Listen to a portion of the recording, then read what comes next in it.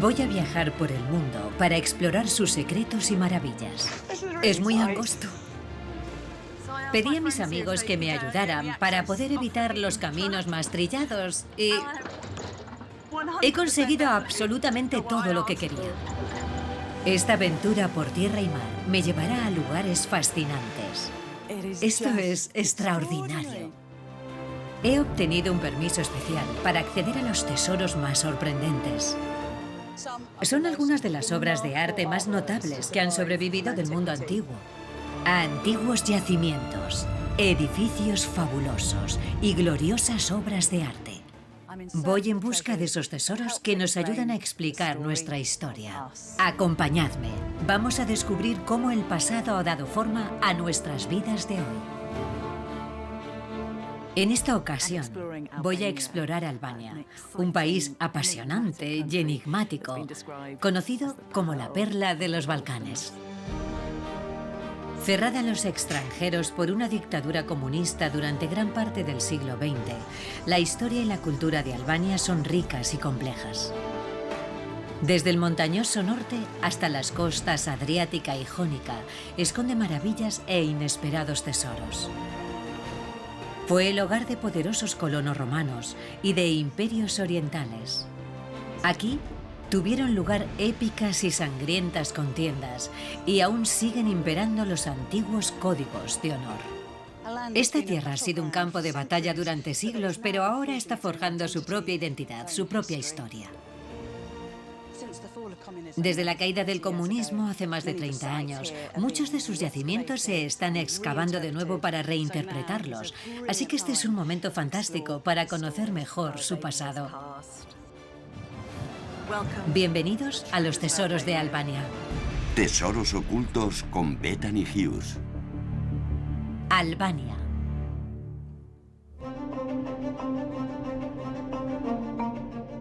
Por su ubicación, Albania es una puerta estratégica al Adriático, con Italia al oeste, Grecia al sur y Turquía al este.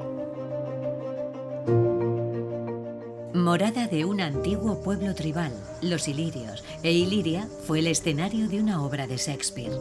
Albania ha estado influenciada por los imperios vecinos durante más de 2000 años, pero sus gentes han conservado una identidad única y orgullosa, a pesar de las conquistas de griegos, romanos, turcos, otomanos y potencias del siglo XX. Mi primer tesoro, rescatado de un mar cuyo nivel va en aumento, muestra cómo el país absorbió durante mucho tiempo las influencias exteriores.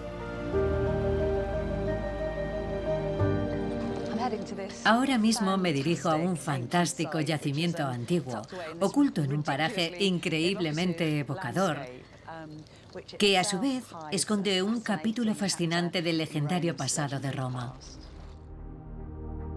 A 140 kilómetros del talón de Italia y a solo 3 kilómetros de la isla de Corfú se encuentra el yacimiento de Butrinto. Este parque arqueológico de 2 kilómetros cuadrados de extensión, situado junto al mar, es un cruce de caminos cultural y se han hallado antigüedades que van desde la Edad del Bronce hasta la época otomana. Y también es rico en vida marina. ¡Hola! ¡Hola! Hola, ¿qué tal? Bienvenida a Albania. Vale. Gracias. ¿Habéis pescado algo? No, aún no. ¡Suerte! Me encantan los albaneses, son muy simpáticos. Vine por primera vez hace unos 7 años, creo. Y cada vez que vengo me digo, vas a estar bien, porque es Albania. Es uno de los países más cordiales del mundo. Y además es casi eterno. Sé que llevan pescando en estas aguas desde que se fundó Butrinto, así que desde hace casi 3000 años. Desde la Edad del Bronce, Butrinto estuvo dominada por tribus locales, incluidos los ilirios. Y luego prosperó bajo el dominio griego. Pero en el siglo I a.C., Butrinto fue objeto de las ambiciones romanas, a medida que Roma se expandía hacia Europa occidental, el norte de África y Asia.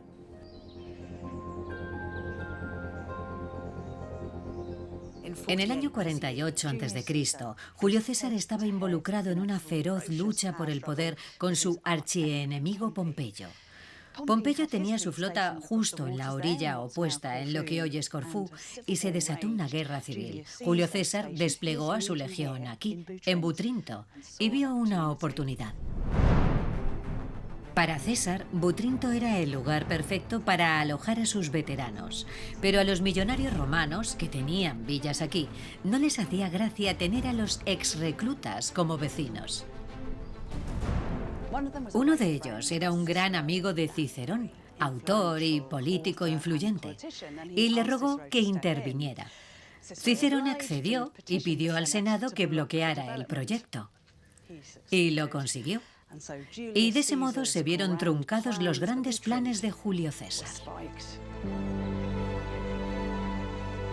Pero pronto, Butrinto estuvo en el punto de mira de otro gobernante romano. Al fondo tenemos el Mar Jónico, donde el hombre que sería emperador, Octavio Augusto, derrotó a Cleopatra, reina de Egipto, y a su amante, el general romano Marco Antonio, en la batalla de Apsio. De regreso a Italia, Octavio se detuvo aquí, en Butrinto, para reimpulsar el plan de César de convertir esta ciudad en una colonia romana de primer orden, y la rebautizó como Augusta Butrotum. Ya emperador, Augusto encargó al poeta Virgilio que inmortalizara el dominio romano sobre la ciudad. En su poema épico La Eneida, Virgilio inventa una historia en la que el héroe troyano Eneas se detiene aquí, en su camino hacia la fundación de Roma. Y así describe Virgilio la llegada de Eneas a la ciudad. Veo ante mí una pequeña Troya, una fortaleza construida a semejanza del gran alcázar, y abrazo los umbrales de una puerta estea. También mis teucros se regocijan, como yo, a la vista de aquella ciudad amiga. ¿No es extraordinario y extraordinariamente vívido imaginar a Virgilio imaginándose a Eneas, el gran héroe troyano, justo aquí mismo? Los italianos siguieron mitificando su vínculo con Butrinto. Milenios después, aquello condujo a que se descubrieran estos restos, mientras Italia intentaba forjar un nuevo imperio global. Este teatro fue excavado entre 1928 y 1932 por este hombre. Se llamaba Luigi Maria Ugolini. Un arqueólogo italiano dedicado, ambicioso, apasionado y apuesto, lo cual suena muy bien, aunque no debemos olvidar que vino aquí por encargo del régimen fascista de Mussolini. Básicamente, los fascistas italianos querían trazar una línea entre la antigua grandeza romana y sus planes de dominio mundial. Por tanto, aunque se hizo un gran trabajo y se descubrieron cosas extraordinarias, los motivos eran tanto políticos como científicos.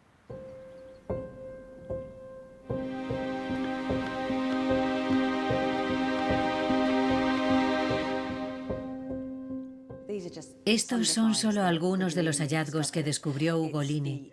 Se trata de la familia imperial, que originalmente decoraba el teatro, así que para todos era una señal inequívoca de que los romanos habían llegado.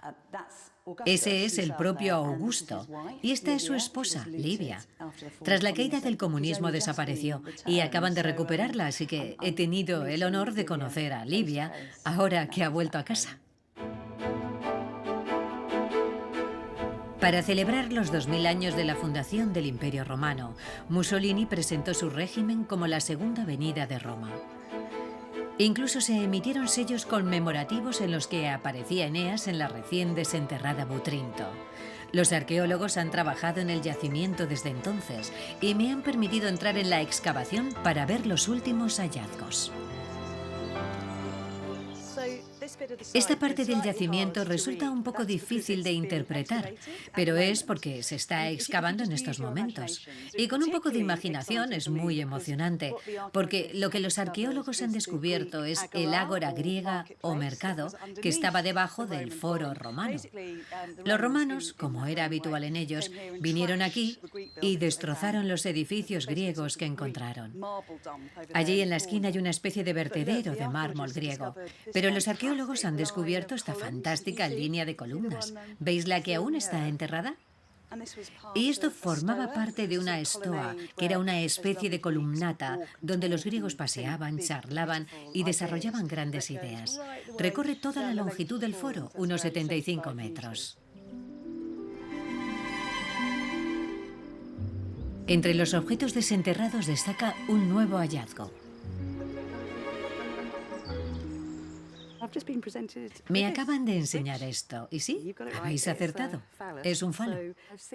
He visto muchos falos romanos en mi vida, pero es la primera vez que sostengo uno. Solían ponerse en las casas romanas para atraer la buena suerte. Mucha gente cree que tienen que ver con los burdeles, pero no es cierto.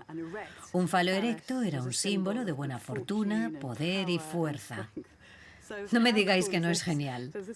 Esto debió estar en una casa romana para mostrar que el ocupante era un romano bueno y fuerte. Pero ningún talismán podía proteger a Butrinto de las fuerzas de la naturaleza.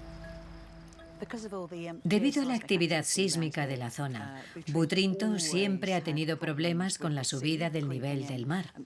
Los ingenieros romanos intentaron elevar las calles, pero en realidad era una batalla perdida. En el siglo IV de nuestra era, aquí se produjo un gran terremoto que destruyó gran parte de la ciudad y puso fin a los días de gloria de Butrinto.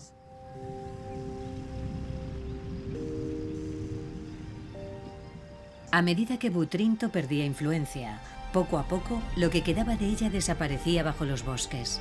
La ciudad, ahora recuperada gracias a estas excavaciones, se convirtió en el primer patrimonio de la humanidad de la UNESCO en Albania.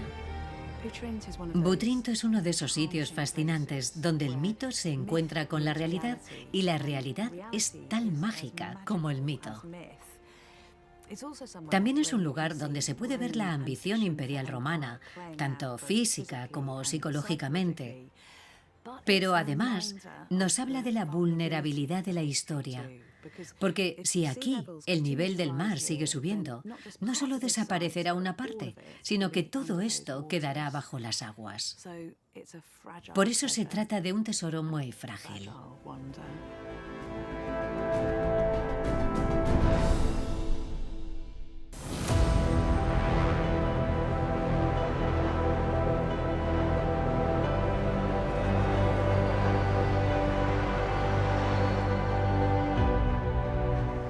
Llegar a mi siguiente destino es casi una aventura, porque se encuentra en los magníficos Alpes albaneses.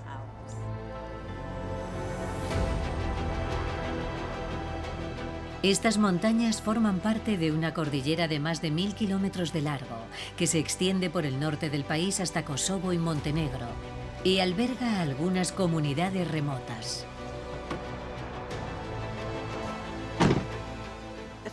Oficialmente se llaman Alpes albaneses, pero los lugareños las describen como las montañas malditas.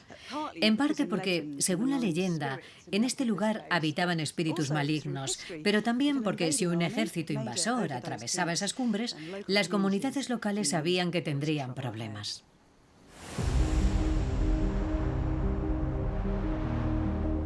El pueblo de Fez fue colonizado hace siglos por una tribu de montañeses albaneses llamada Shala. Muchas de sus tradiciones perviven y aún se respetan.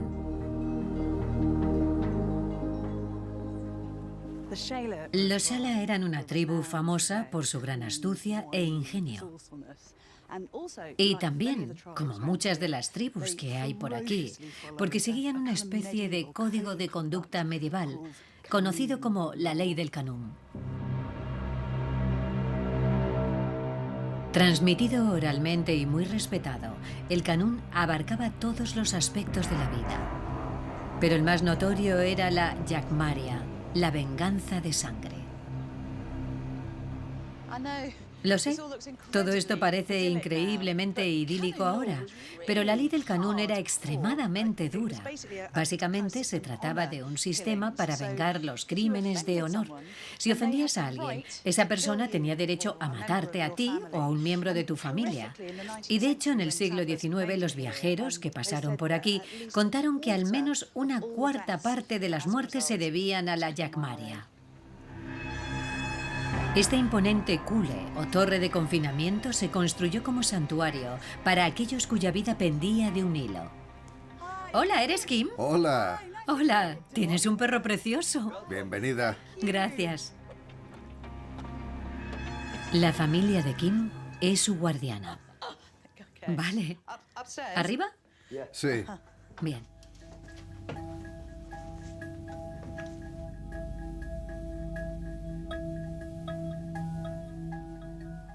Kim, ¿cuánto tiempo lleva tu familia a cargo de esta torre?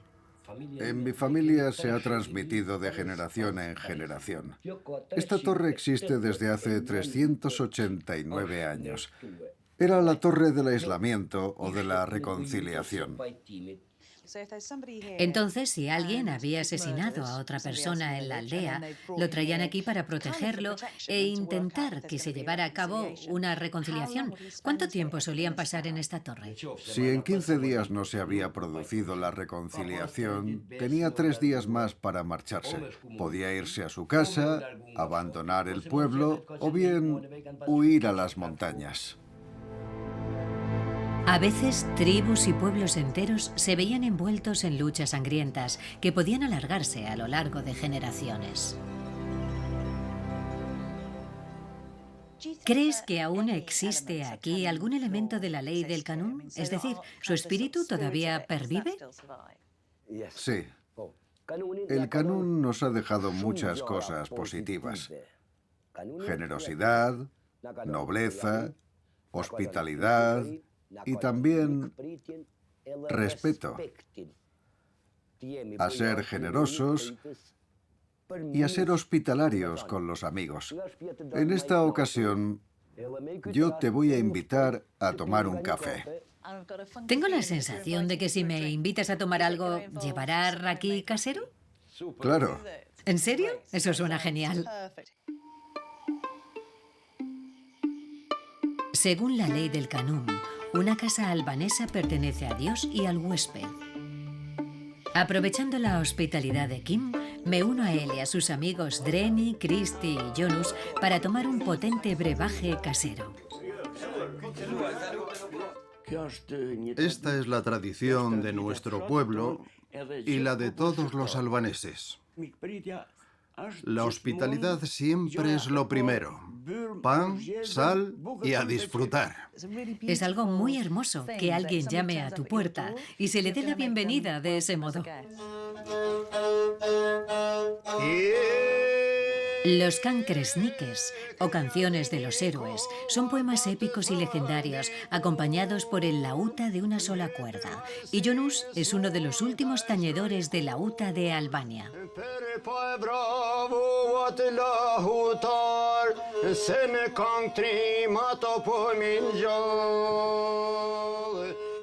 Bien hecho. ¡Vaya! ¡Bravo! ¿Sobre qué cantabas? Pues se trata de una canción que escribí yo como homenaje a un tañedor de lauta, que también fue un mártir, porque se sacrificó por su país. La letra de la canción habla de cómo tocar el lauta e inspiró y unió a la gente para luchar y enfrentarse al enemigo. La compuse basándome en esas leyendas. Jonus es uno de los mejores cantantes y tañedores de lauta de toda Albania. ¿Qué edad tenías cuando aprendiste a tocar? Ahora mismo tengo 73 años y aprendí a tocarlo a los 7. Soy tañedor de lauta, como también lo fueron mi padre y mi abuelo. Es mi legado. Para mí ha sido increíble escucharte, porque esto me recuerda a Ulises y la Odisea de Homero, que cantó sus hermosos poemas épicos acompañándose con un instrumento de cuerda. Eso fue hace unos 3.500 años, así que estar aquí escuchándote es como viajar en el tiempo. Os pido disculpas, me he emocionado. Salud. Salud.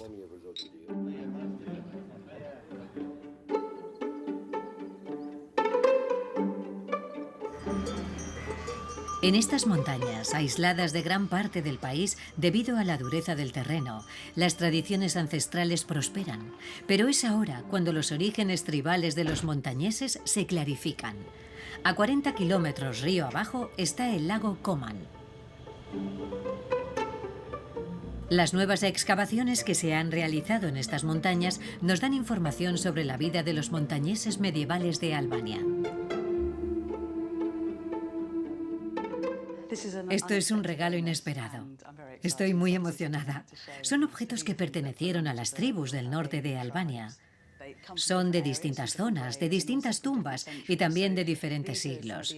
Estos son los más antiguos, probablemente del siglo VI.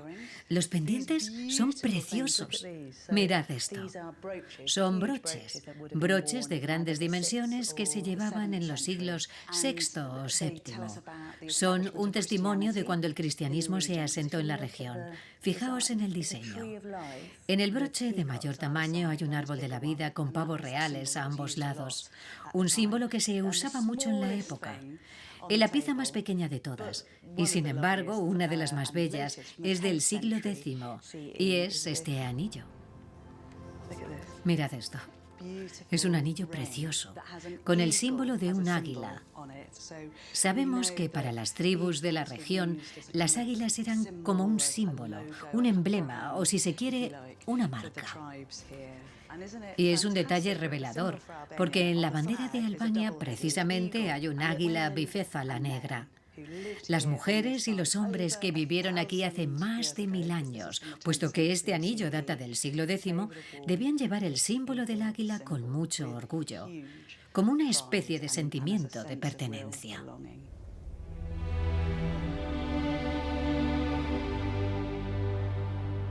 Y ese sentimiento de pertenencia aún perdura en la gente que he conocido aquí.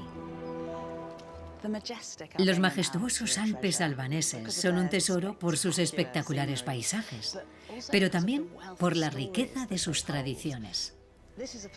Esta es una tierra donde los bardos aún cantan historias sobre los héroes de la antigüedad, sobre mitos y leyendas, y casi parece que el tiempo se ha detenido.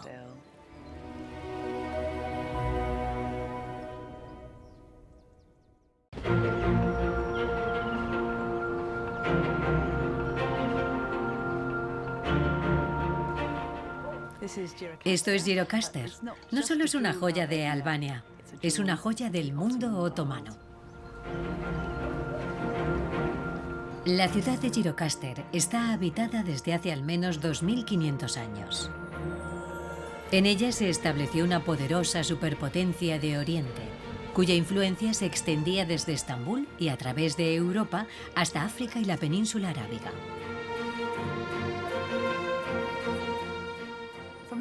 Desde el siglo XV los otomanos se hicieron oficialmente con el control de Albania, hasta su independencia en 1912, y la convirtieron en parte de su vasto imperio.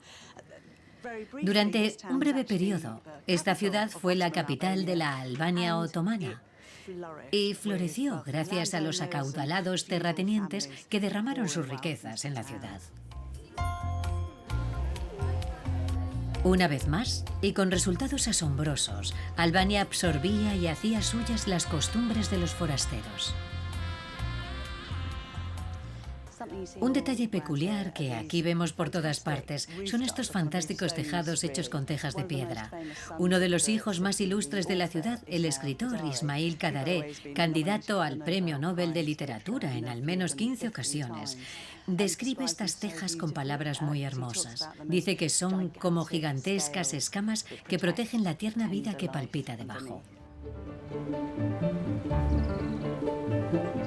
Por toda la ciudad se alzan imponentes casas otomanas que funcionaban a la vez como viviendas y fortalezas. Bekir Seko, el hombre que mandó construir esta casa, era una especie de vicegobernador de la región. Solía venir aquí para contemplar la ciudad y también vigilaba los caminos del valle, atento a posibles amenazas u oportunidades.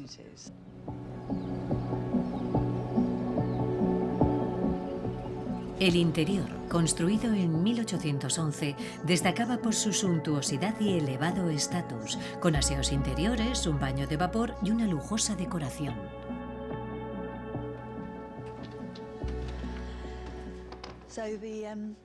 La planta superior estaba reservada específicamente para recibir a los visitantes, incluida esta magnífica sala, que es la habitación más grandiosa de la casa.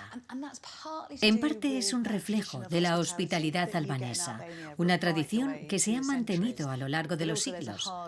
Pero también había una razón de peso para ello, ya que en estas estancias la gente se reunía y hacía todo tipo de tratos comerciales. En cualquier caso, es un detalle muy revelador que la estancia más elegante de la casa estuviera reservada únicamente para los huéspedes.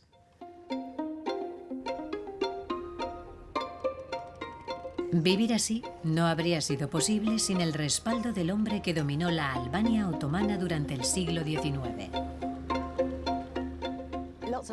Muchos albaneses ocuparon posiciones muy altas en la jerarquía otomana, especialmente en el ejército, donde eran muy valorados por su ferocidad y valentía. Pero algunos llegaron a ser muy poderosos, básicamente eran señores de la guerra. Como este hombre, Ali Pasha, tenía su propio ejército, su propia armada, y controlaba una población de 1,5 millones de personas. Ali Pasha fue tristemente famoso por su gobierno autocrático. En su castillo en la cercana Tepelena, recibía a sus invitados deseosos por disfrutar de su poderoso mecenazgo. El castillo, antaño lleno de fuentes y salones revestidos de mármol, ocupaba 4 hectáreas. Imaginaos este lugar totalmente lleno de soldados, eunucos, de emisarios procedentes de todo el mundo otomano, de espías y también de viajeros, como por ejemplo el celebérrimo Lord Byron, el gran poeta romántico que viajó hasta aquí desde Inglaterra. Lord George Gordon Byron, icono del romanticismo, se aventuró a viajar por los Balcanes y por el Imperio Otomano durante el otoño del año 1809. Aquí fue recibido y agasajado en el corazón de la corte otomana de Ali Pasha. Y en ese aspecto parece ser que las cosas no han cambiado mucho. Estaba a punto de hablaros de Byron y de lo asombrado que estaba por la hospitalidad que le habían brindado aquí. Cuando esta encantadora señora me ha ofrecido café. Gracias. Muchas gracias. Es usted muy amable. Mirad esto. Han insistido mucho, aunque no tienen ni idea de quién soy, en que acepte su hospitalidad. Byron contaba que le ofrecían sharbat, un sirope dulce 20 veces al día, y que nunca le permitieron pagar nada, ni un solo artículo durante todo el tiempo que estuvo aquí. A mí me han ofrecido dulces y ahora un café turco. Y lo más curioso es que Byron estuvo aquí exactamente en esta época del año, esta misma semana, hace más de 200 años. Y él jamás olvidó la hospitalidad que los albaneses le brindaron y conmigo han hecho lo mismo. Tendré que pasar aquí todo el día. Delicioso. Madre mía, gracias. Muchas gracias. De nada. ¡Qué maravilla! Un raquí tempranero. Muchas gracias. No hay de qué. ¡Qué amable! Ha sido un placer conocerla.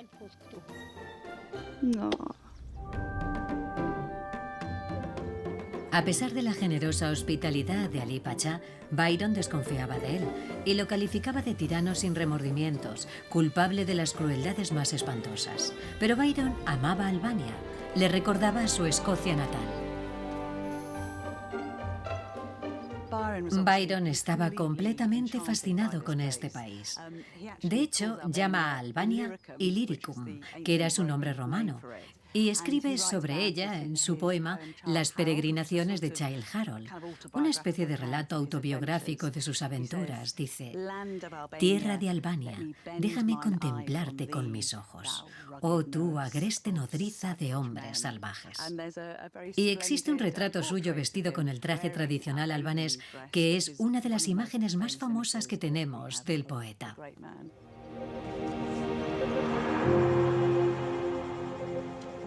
El anfitrión de Byron, Ali Pasha, pertenecía a una secta islámica que se extendió por la red de calzadas del Imperio Otomano. La religión principal de su ejército era el bektasismo. En Albania, las comunidades bektasíes se encuentran en lugares remotos.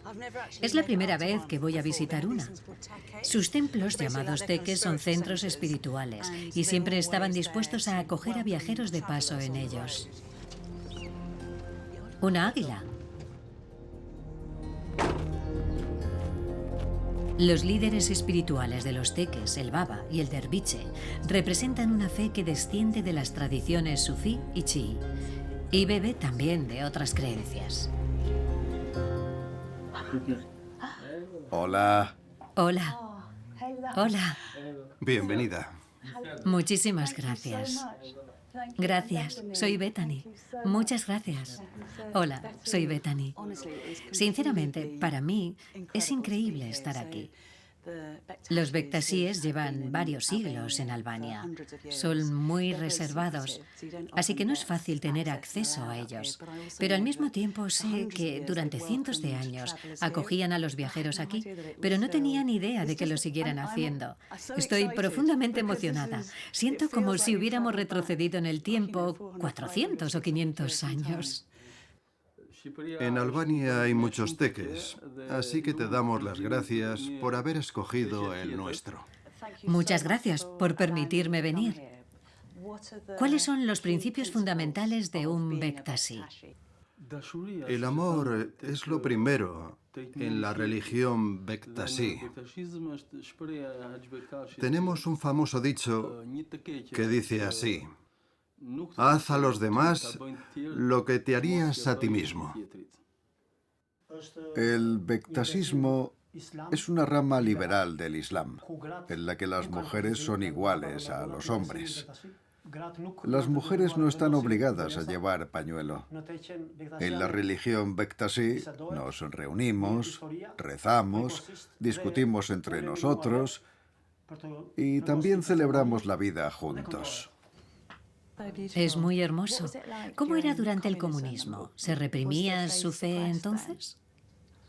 En la época comunista, si te descubrían, normalmente te arrestaban. Mantuvimos nuestra fe en secreto hasta que pudimos practicarla de nuevo. Sería una época muy dura para ustedes. Pero aguantamos, fuimos pacientes. ¿Creen que uno de los motivos por los que la fe bektasí sobrevive en Albania es porque este es un país que a lo largo de la historia ha acogido a mucha gente, ya fueran cristianos, musulmanes o adoraran a los antiguos dioses? Es decir, por ser una fe que se basa fundamentalmente en el amor. ¿Es esa la razón por la que ha sobrevivido en Albania? Por supuesto. En el bektasismo no hay ningún tipo de racismo. No hace diferencia entre las personas, porque todos somos hijos de Dios. En nuestra religión solo cabe el amor. Ha sido un auténtico honor para mí disfrutar de la hospitalidad bektasí. Gracias. De nada. Benditos sean tus pies por traerte aquí. Gracias. Que Dios te bendiga.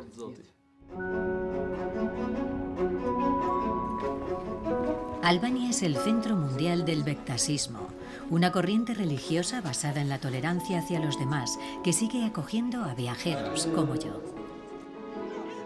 ¡Hola! ¡Qué amable!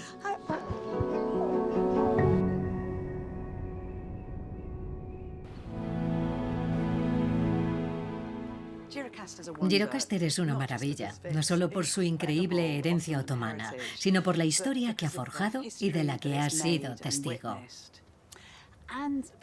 Y además, porque es un recordatorio de que la experiencia humana se forja a lo largo del camino y de que todos estamos moldeados por los viajes que emprendemos en la vida.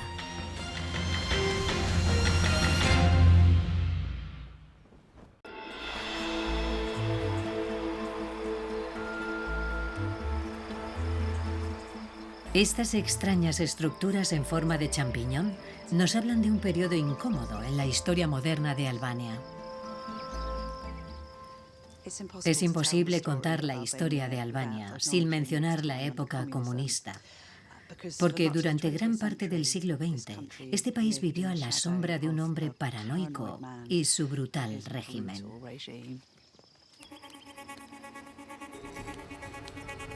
Voy a explorar el legado del dictador comunista de Albania, Enver Hoxha, en la capital, Tirana. Este es el búnker subterráneo secreto más grande del país. Fue construido para sobrevivir a ataques químicos y nucleares y tiene al menos 5 pisos bajo tierra.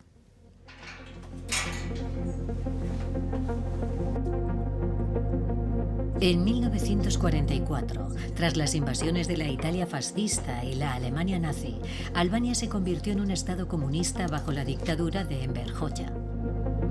El régimen se mantuvo unos años más después de su muerte, hasta su caída en 1992. El Estado controlaba todos los aspectos de la vida: dónde podías vivir, qué podías estudiar, con quién podías casarte, a quién podías ver, incluso lo que podías decir. Hoxha estaba convencido de que el país sería invadido por sus enemigos e incluso por sus antiguos aliados. Su respuesta fue bunkerizar a Albania. Se construyeron 175 refugios. Este estaba destinado a él y a su cúpula militar.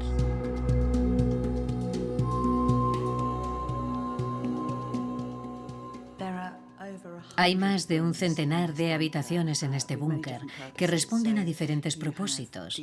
Hay salas de descontaminación y áreas que servían de vivienda para los mandos militares. Y luego está esta peculiar y curiosa sala de cine y teatro, donde los oficiales venían a recibir instrucción y a ver películas informativas. La idea era que, incluso en el caso de que una guerra nuclear estuviera haciendo estragos en la superficie, aquí abajo se pudiera continuar haciendo una especie de versión extraña y subterránea de vida normal. Republika Popullore e Shqipërisë është bërë një faktor paqe dhe përparimi në zonën e Ballkanit dhe të Adriatikut. Pas këtyre gjallë e përgjithshme së sistemit socialist via të kapitalist. Todo este proyecto se inspira en una visita que Hoxha realizó a Corea del Norte en los años 60, pero no se llevó a cabo hasta los 70, por lo que aquí se respira un curioso ambiente setentero. Este es el apartamento personal de Hoxha, uno de los lugares más seguros de todo el búnker. Había puestos de control en el exterior, unos 100 metros por encima, y además todas estas habitaciones están completamente forradas de acero.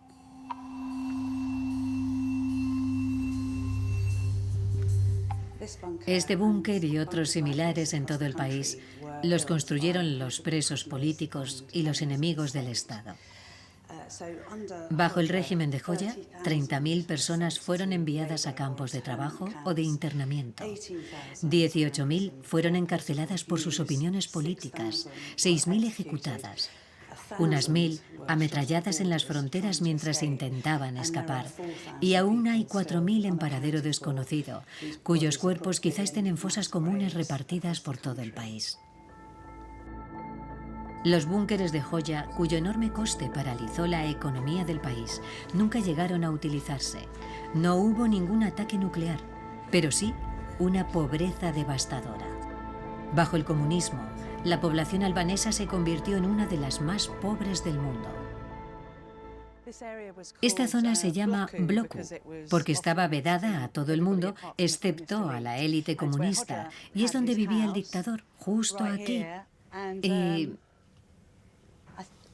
Hola, ¿puedo? Bien, estupendo. Me habían dicho que me dejarían entrar. Muchas gracias. Gracias. Mirad esto. Es algo terrible, espantoso, absurdo y desgarrador. Como sabéis, en el comunismo se supone que todo el mundo vive igual, pero fijaos en esta mansión. Aquí es donde vivía Hoxha con su familia, a lo grande. Está cerrada al público y es raro que permitan grabar imágenes de este inquietante recordatorio del oscuro pasado de Albania.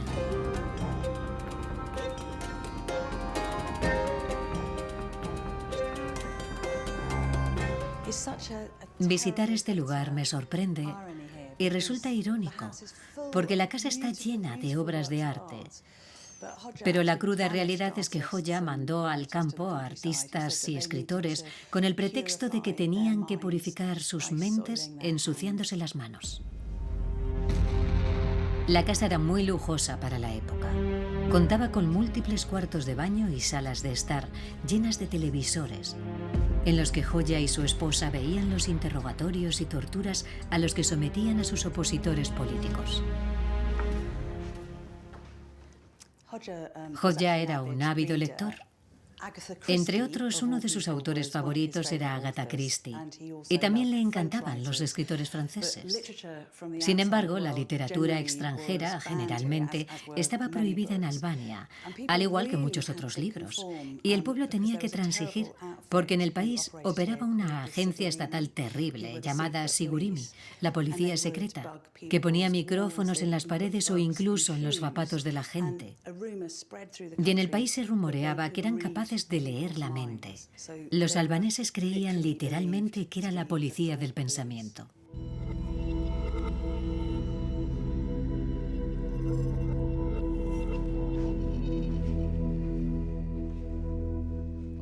Todo este lujo y confort resulta más inmundo aún si tenemos en cuenta una de las proclamas más famosas de Hoxha: comeremos hierba antes que ceder a la presión de las potencias extranjeras. Esa fue la triste realidad para muchos albaneses, ya que entre las décadas de 1970 y 1990, la mayoría de la población estaba en el umbral de la pobreza y muchos morían de hambre.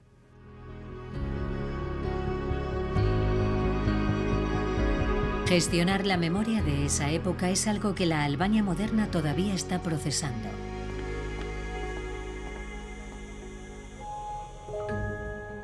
En Tirana he quedado con una vieja amiga.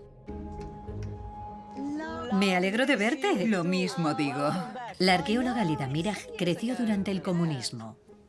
Hay mucha controversia sobre si se debería conservar la historia que es ofensiva para la gente y que nos trae recuerdos dolorosos.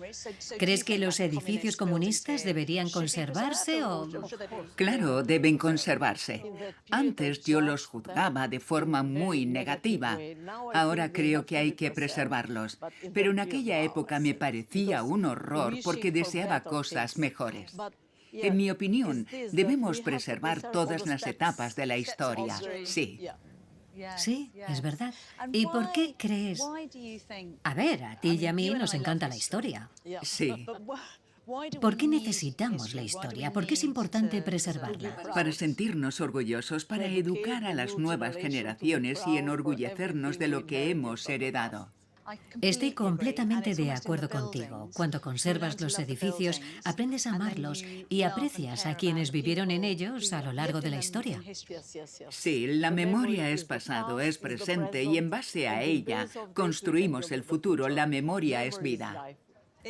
Esta es una tierra extraordinaria. Es el país más acogedor para los forasteros que he visitado nunca. Los albaneses dan todo lo que tienen, es así desde hace siglos y el raquí es muy bueno en Albania. Cierto.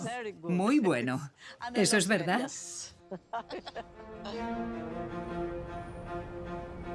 Los viejos símbolos del régimen comunista se están transformando en museos y centros artísticos y educativos.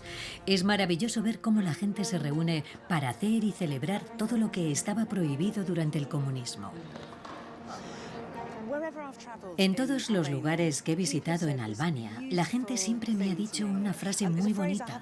Una frase que nunca había oído antes. Benditos sean tus pies por traerte aquí. Que básicamente significa gracias por visitarnos. Me parece que ese es un rasgo intrínsecamente albanés.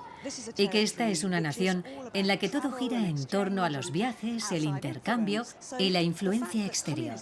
El hecho de que el comunismo convirtiera el país en una jaula ha transformado la herencia comunista en otro aspecto fascinante y revelador de este país, aunque no pueda considerarse una maravilla o un tesoro, porque conlleva su propia tragedia.